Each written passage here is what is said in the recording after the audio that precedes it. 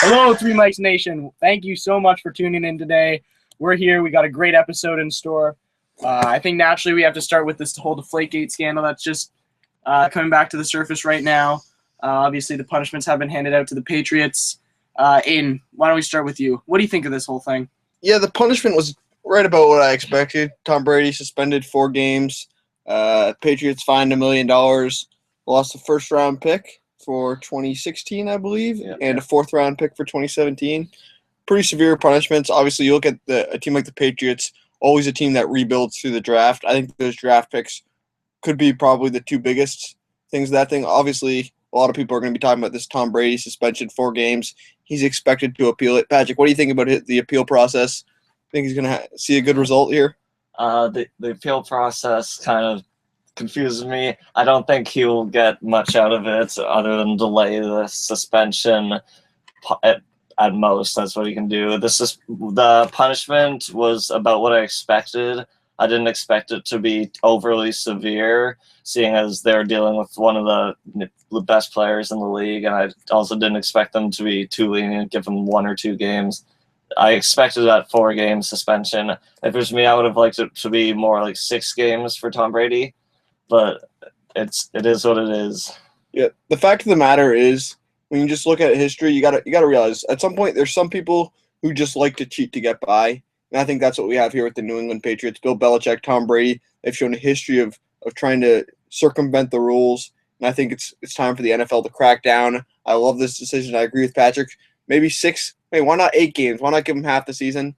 I think a nice severe penalty is exactly what we need. Just to slow you guys down here before we have Tom Brady suspended for half the season, just to note, in the Ted Wells report, Tom Brady was never mentioned as having indicated that he told people that he wanted footballs deflated. It was never claimed that he had anything to do with the deflation of the footballs, along with Bill Belichick and ownership. None of those guys were mentioned in this 250 or so page report. Yeah, well, I didn't read this 250-page report. I just going from what I've heard, and from what I know about this, I think there's no doubt within any of our minds that Tom Brady did ask for those balls to be deflated, and the Patriots do have a history of trying to gain an advantage in an illegal way. Yeah, Andrew, that's a really nice point you bring up about there not being any concrete evidence, and that would be really interesting if this was a court of law, but it's not. The NFL is a private organization. They don't need to have that evidence to suspend someone. They know what's happening here. They can make the assumptions. I love the move from the NFL. Yeah, take your argument to 2 court. thumbs up to Roger Goodell. You don't think this is just a bias? You don't feel your bias just towards Tom Brady, not liking Tom Brady? No, I don't mind Tom Brady at all. I think Tom Brady's a phenomenal quarterback. I think Bill Belichick's a brilliant coach, but I think they made some mistakes here, and I think they need to pay for them. And I think no matter what team it was in the league, it would be it's possible if it was like the Jaguars, it wouldn't have been as severe a punishment, but any playoff team in the NFL would have got as punishment. It didn't have anything to do with just being the Patriots. How do you think the suspension and scandal as a whole will affect the Tom Brady legacy? It definitely hurts it. He'll go down as one of the greatest quarterbacks ever, but he'll also go down as kind of a bad guy and a cheater. And so I don't think there's talks about maybe he's the best quarterback of all time, maybe on the field, but with what happens off the field with him, I don't think many people will be eager to put him in that case for best quarterback of all time. Yeah, I agree with Patrick. There's some serious question marks about Tom Brady's character. No doubt a phenomenal quarterback when he steps on the field, but I think this is going to taint his reputation. I really do. What kind of impact do you think that the deflation of these footballs actually played in the Patriots' season and playoff run and success? Well, we don't know how many games they did it for. We know it happened against the Colts in the conference championship game. Maybe it happened in games before that. We don't know. Obviously, it didn't. I don't think it made too much of a difference in the Colts game as they blew out the Colts. So I think the Patriots they're probably the best team in the NFL last year. They earned a Super Bowl, although it's a little disappointing that they had to resort to this to get there. Yeah, a lot of people seem to adopt that argument. Oh, the Patriots blew out the Colts. This clearly wasn't the reason they won the Super Bowl. I think if you're looking at it that way, if you really think it didn't make a difference, why were they deflating the footballs to begin with? Clearly, they're going out of their way to deflate the footballs, and they think this gives them a competitive advantage, and that's all I need to hear. I think this was intentional. I love this punishment. 2 thumbs up to Roger Goodell. Yeah, I totally agree with you. It was totally intentional, but I don't think it made a specific impact on the outcome of many of their games. Well, yeah, we all thought Andrew Luck was going to perform a little bit better as well. So maybe indeed they were going to need they thought they were going to need the help of the deflated footballs. So let's move into the NBA postseason here. The second round really heating up right now. We've got all series except for one tied at 2 apiece. That one series being the Clippers Rockets. Aiden, I know you're not a huge Clippers fan. Why don't you talk to us a little bit about that series? Not really that exciting a series to watch. Big story here. A lot of people were talking about the hacking DeAndre Jordan. Hack of Jordan. I think he had 37 free throw attempts the other night, made 14 of them, and then he proceeded to walk out of the press conference when he was asked about how it felt to be fouled. My thing with DeAndre Jordan is make your foul shots. Like, you're in the NBA. I don't understand how you can play in the NBA and be such a poor free throw shooter. Like, that's your job.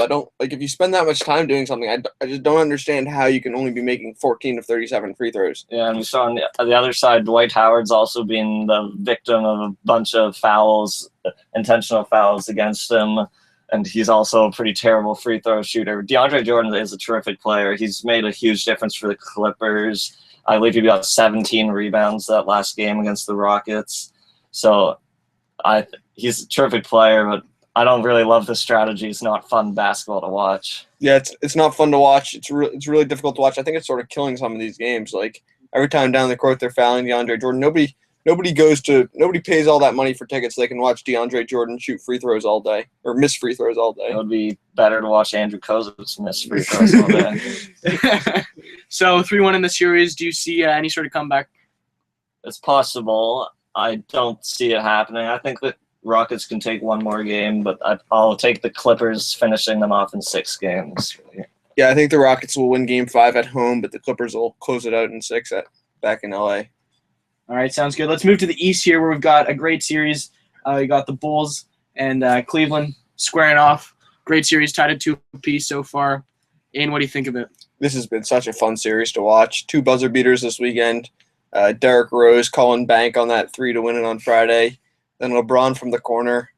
If we just stop talking about basketball, some of the stuff LeBron's been saying off the court has just really started to get to me. LeBron's a guy who I've really been indifferent about. I think he's a great player.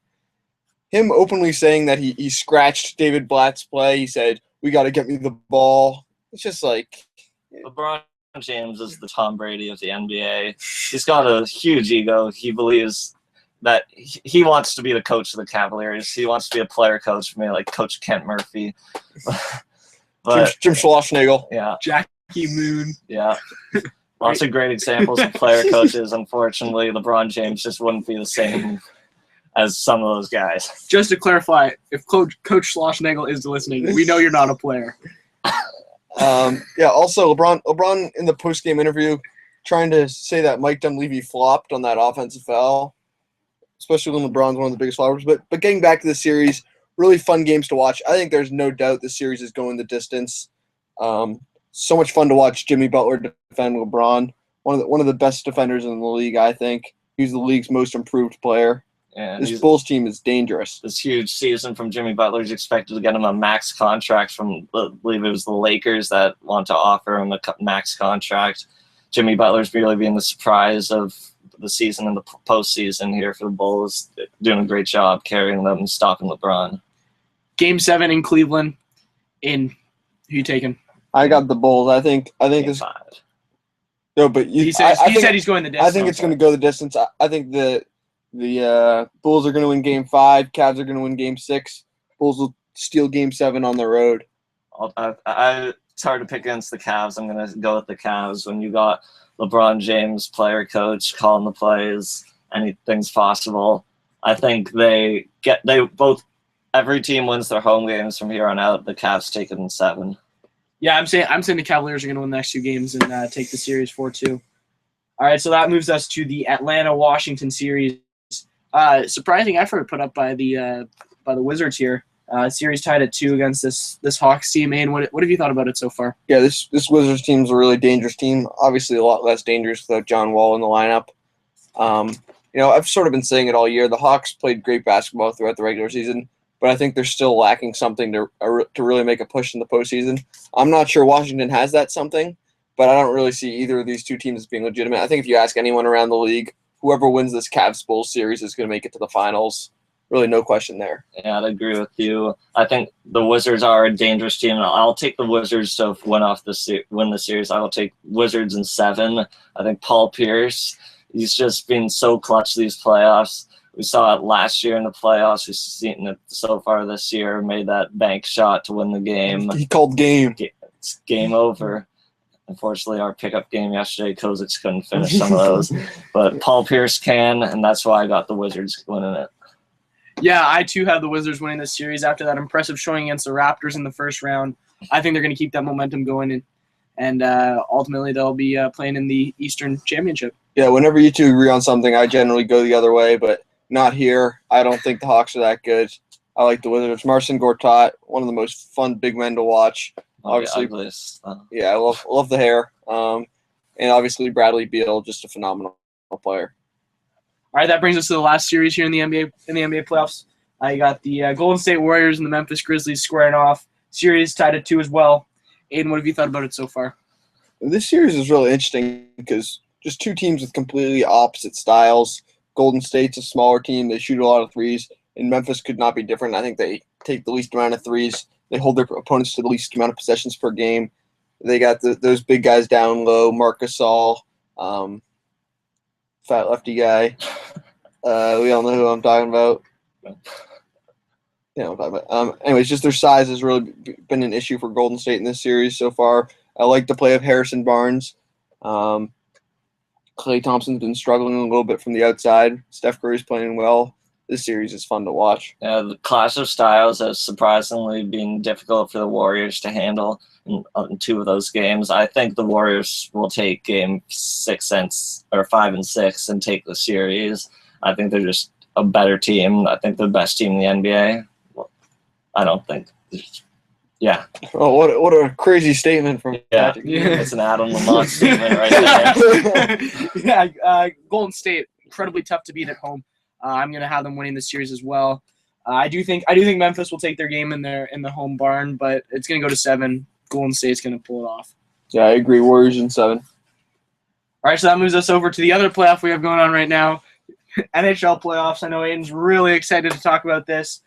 We've still got the New York Rangers, Washington Capitals series going on, tied at 3 games apiece. What have you guys made of that series so far? It's been a great series. The Washington Capitals have really come to play. Henrik Lundqvist, I loved him standing on his head last game, I believe, against 45 shots, made 42 saves. He's keeping the Rangers alive. The Capitals are just a really dangerous team with Alex Ovechkin, one of the best players in the NHL right now. He's probably the best player left in the playoffs, the way he's playing right now. And Capitals going on the road to New York for Game 7, I think they can get it done. Yeah, home ice advantage is such a big thing when the series goes the distance. I think particularly in hockey. For that reason, I got the Rangers at home. Yeah, the really impressive effort put forth by the Rangers here to come back from a 3-1 deficit, bring it up tied 3 apiece. This game's at MSG, tough barn to play in, old style lighting. I'm gonna go with the Rangers in this one. So that moves us to They've actually renovated. There's new lighting in there, bud. All right, well. Let's talk about the Canadiens Lightning series. Montreal down 3-2 to Tampa Bay. Patrick, what do you got to say about that? Oh, well, in our NHL playoff preview prediction show, I predicted the Montreal Canadiens to win the Stanley Cup. So it was a bit of a bold prediction, not an Adam Lamont prediction at all right there. But I think Montreal down 3-2. They've got a lot of momentum. They're on the road. I think if they get it done on the road in Tampa for Game 6, I think they'll come back home to the Bell Center, win Game 7, and I think they'll do exactly that. I got the Canadiens winning in 7, making the comeback. Yeah, that's a pretty big if, going down to Tampa and getting the win on the road in Game 6. I think Tampa Bay in Game 6, they're going to understand this is basically a winner-go-home game for them, even though it's technically not. I think it's always tough whenever a team's trying to close out a series at home in Game 6. A lot of pressure there. For that reason, I like the Lightning. Yeah, the Lightning home barn tonight. I think they're going to take it tonight as well. End up winning that series 4-2.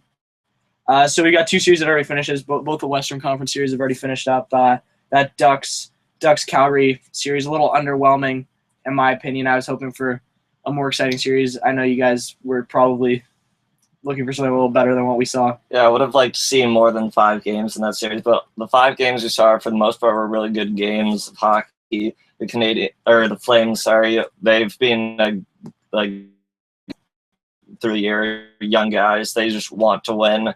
They were able to get through Vancouver in the first round. Unfortunately, just against too good of a team, they couldn't quite get it done.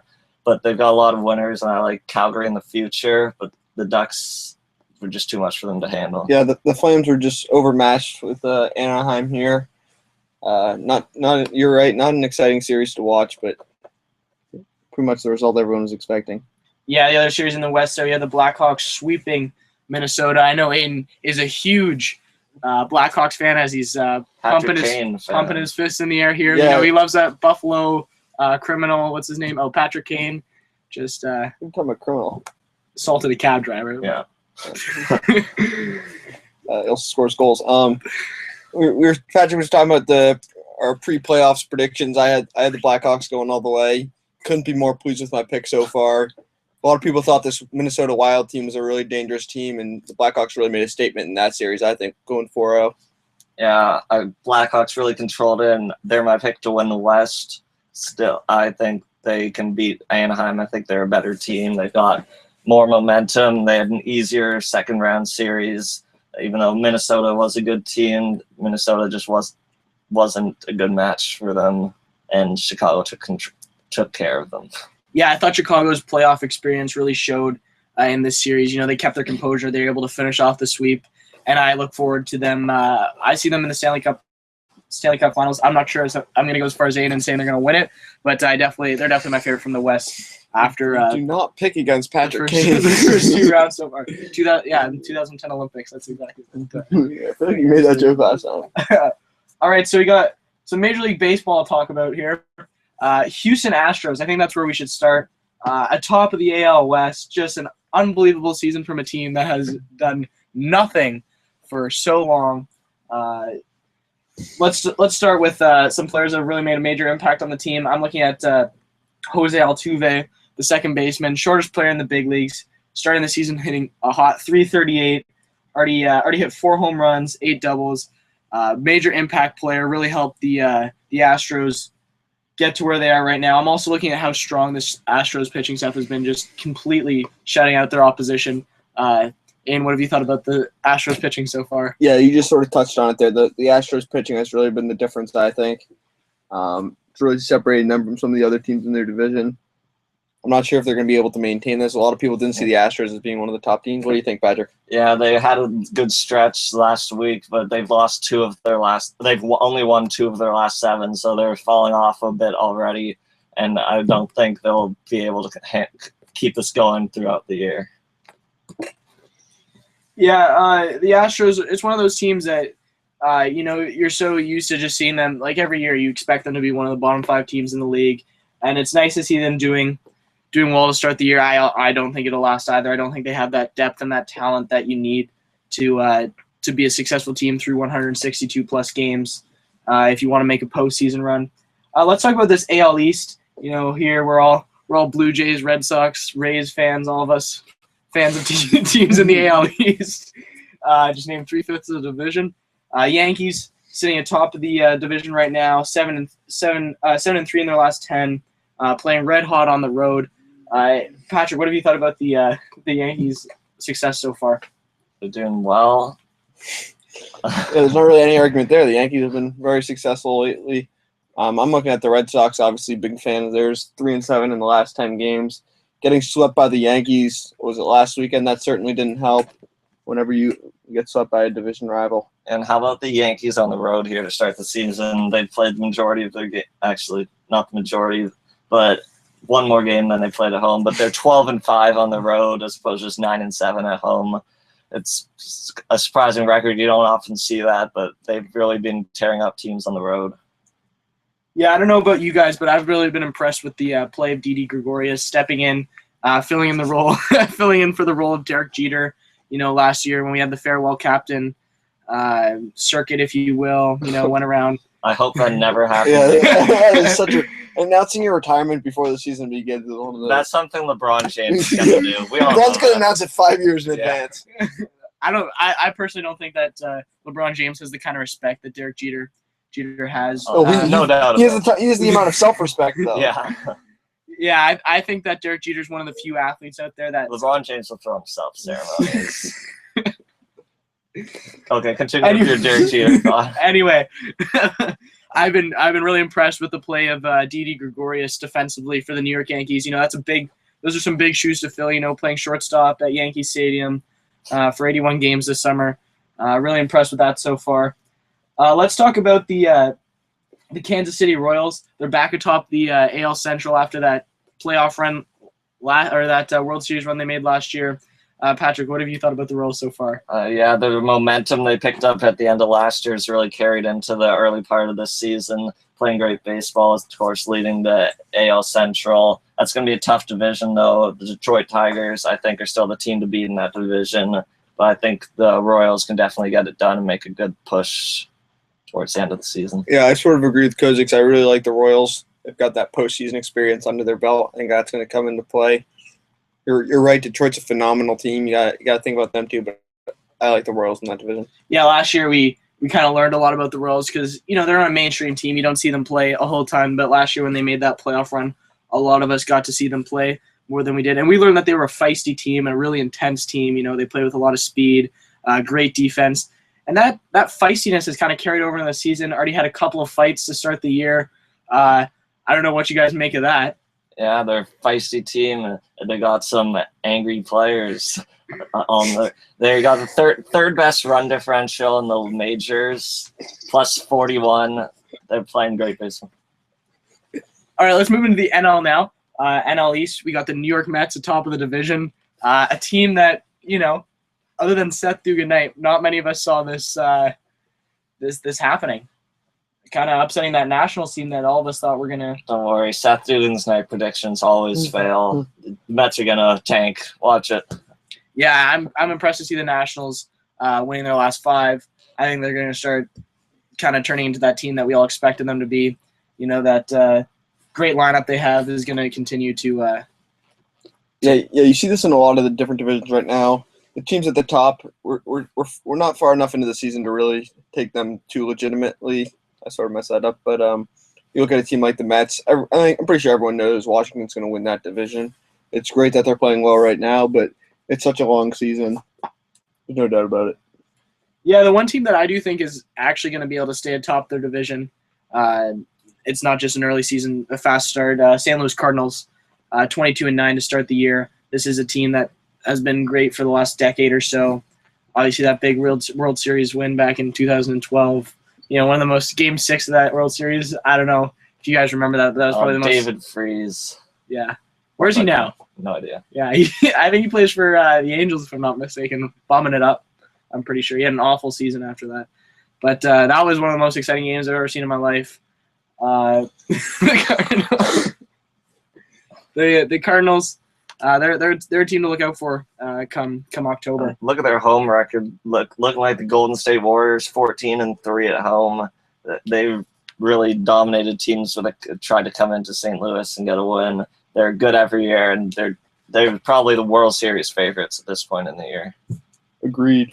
All right, and that brings us to our last division, the NL West. This is one of the probably the division with the most questions going into the season about where the teams were going to fall. We had that intriguing San Diego Padres team coming into the year. I know Aiden loves to talk Padres baseball. Aiden, why don't you start us off a little bit there? Yeah, when you look at this division, and you're talking about the San Diego Padres, you got to talk about their pitching staff. Everyone knew it going in the season. Their pitching staff, arguably the best pitching staff in the league right now. There's some question in the infield defensively, but I really like this Padres team. I think it's a race between them and the Dodgers. We'll see who plays well going into the summer. Yeah, and not to sound like I'm beating a dead horse, but I'm going to go back to the home and road records. How about the Dodgers 14-2 at home, playing great baseball in Dodger Stadium.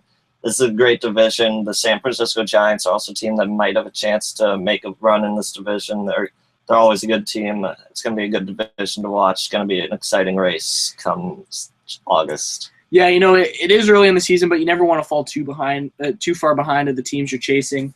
The Padres are already 5 games back of the Dodgers, and we're only 31 games into the year. That could pose some problems for the Padres trying to play catch up all year long. I don't know if you guys have that same kind of mentality. Yeah, it's such a long season. They're gonna catch up, then they're gonna fall behind again, and then they're gonna take a big 10-game lead. I wouldn't read too much into that 5 games back at this point. Yeah, 5 games with 130 games to play is not too big a deal, if you ask me. Yeah. All right, well, I guess that makes it time for quick picks. If you guys would agree. Sounds good. All right, why don't we pick Game 5 goes tonight of the Cavaliers Bulls. Just game 5. Just Game 5 goes tonight of that Cavs Bulls series in Cleveland, 7 p.m. tip off in New York. Oh, and this is the final week of our quick pick season. Next week we start a new season. Do we? I don't remember those stipulations. That's right. Yeah, we're starting a new season next week. I believe the new season starts after the playoffs are done for the NHL and NBA. I'd say that's My fair enough. mistake. Yeah. Cavs Bulls game 5. I got the Bulls. I got the Cavs at home. LeBron James, player coach. LeBron the next James. Jackie Moon. Probably be an owner before he retires from the league. Cavs at home. I got to start making up some ground on Patrick here. I'm going to go with the Bulls, side with Aiden on this one. So that moves us over to the ice. We've got this Rangers Capitals series. So we're picking the series essentially by picking Game 7 here. That rolls tomorrow night at MSG. Aiden, who you taking there? Touched on earlier. Love the home ice. Love the Rangers. Got the Rangers. Capitals on the road. Alex Ovechkin gets 2 goals and an assist, and the Capitals get it done. New York Rangers, baby. All right, so that brings us to the Major League Baseball schedule here. We got a Friday series, a weekend series, if you will, between the Pirates visiting Wrigley Field to take on the Cubs. We're picking the series. We're picking the series. But it's on Friday? It starts Friday, Friday, Saturday, Saturday, Sunday. Man, I need to see the games this week before I pick who's going to win the weekend series. Pirates, Cubs. I'm going. You go first, Aiden. Cubs. I'm going Pirates. Andrew McCutcheon. Let's go. Okay, I really want to side with Patrick on this one, but I know I got to make up this ground. I'm going to take the underdogs. Let's go Cubs. All right, well, thank you so much for listening to Three Mics Nation. Until next time, stay up. Peace. Boom.